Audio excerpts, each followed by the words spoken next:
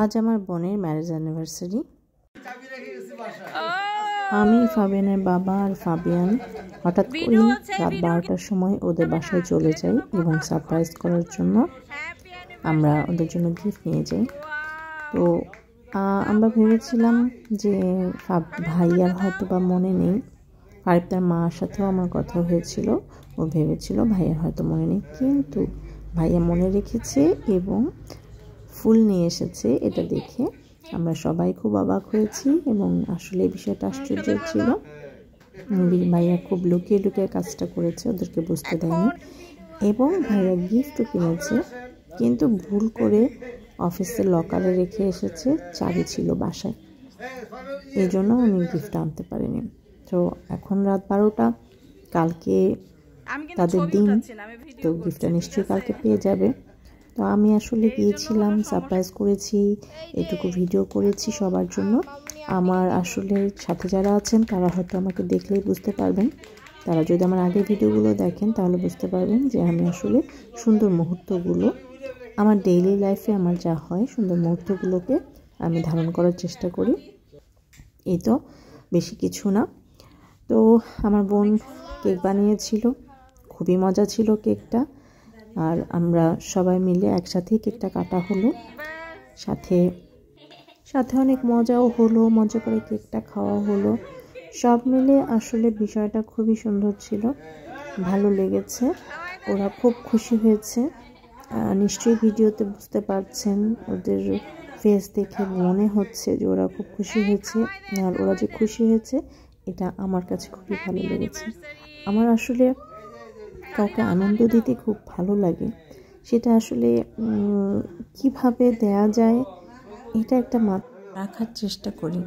আমার সবসময় যে আমি কিভাবে একজনকে আনন্দ দিতে পারবো, সে আমার প্রিয় বন্ধু হোক, সে আমার বোন হোক, সে আমার ছেলে হোক, সে আমার বর হোক, সে আমার ভাই হোক, আমি চাই আমার কাছ থেকে সবাই আনন্দ পাক, আমার কাছ থেকে সবাই ভালোবাসা পাক, আমার কাছ থেকে কেউ যেন কখনো মন খারাপ না পায় কোনো কারণে।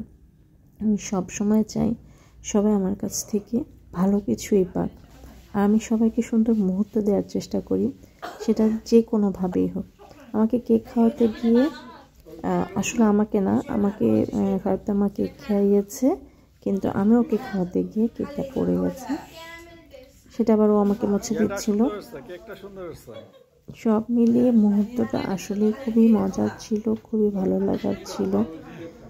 আসলে সত্যি কথা বলতে যে কিছুটা সময় ওদের সাথে কাটাতে অনেক ভালো লেগেছে।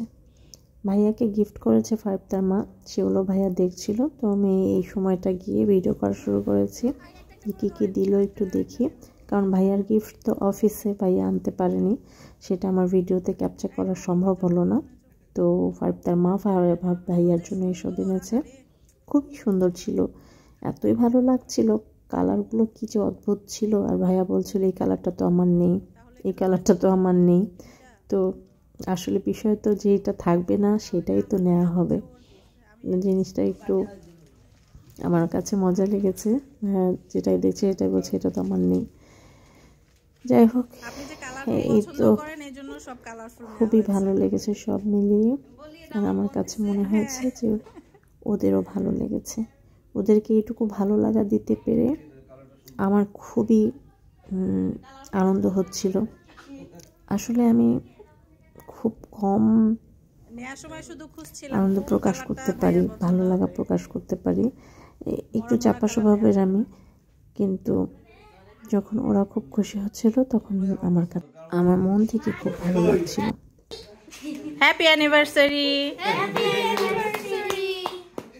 আর তার মা প্রতি বছর আমাদের অ্যানিভার্সারিতে আমাদের বাসায় চলে আসে ঠিক 12টার সময়। তো এইবার প্রথম আমি এভাবে ওদের বাসায় চলে গিয়েছি।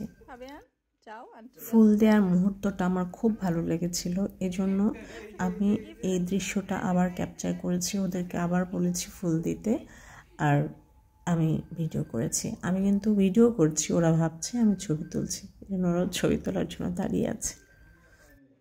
থ্যাংক ইউ ভাই, আপনাকে অনেক ধন্যবাদ মনে রাখার জন্য। আমি কিন্তু ভেবেছিলাম সবাই ওদের জন্য দোয়া করবেন, ওরা যেন ভালো থাকে, সুস্থ থাকে, সুন্দরভাবে এভাবে হাসি খুশিভাবে ওদের বাকি দিনগুলো সুন্দর করে কাটিয়ে দিতে পারে। আল্লাহ ওদের ভালো রাখুন, সুস্থ রাখুন।